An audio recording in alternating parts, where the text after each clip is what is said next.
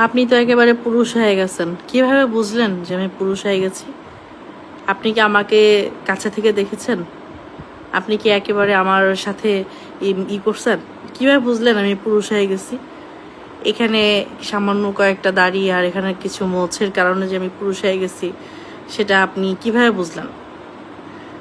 অনেকেই আমাকে ইনবক্সেও বলেন গোপনে, আর কমেন্টে ওপেনেও বলেন যে আমি পুরুষ হয়ে গেছি, আমার এই দাড়ি ভোঁজগুলো নাকি পুরুষ হয়ে যাওয়ার লক্ষণ, আমি নাকি কারোর সাথে সংসার করতে পারবো না। এগুলো আসলে আপনারা বলেন, অনেক হার্ড করে কথা বলেন। কমেন্ট আমি পড়ি না, ইচ্ছা করে পড়ি না, কারণ আমি জানি যে কমেন্ট পড়লে একটা সুস্থ মানুষ অসুস্থ হয়ে যেতে পারে। তো সেই জন্য আমি এখন আর কমেন্ট পড়ি না। যেহেতু এটা আমার প্রফেশন, আমার করতেই হয়, এটা না করেও পারি না। তো সেই জায়গা থেকে অনেক মানুষের হয় না, দাড়ি মোজ থাকে না, লোম একটু বেশি থাকে, অনেকেরই হয় এরকম।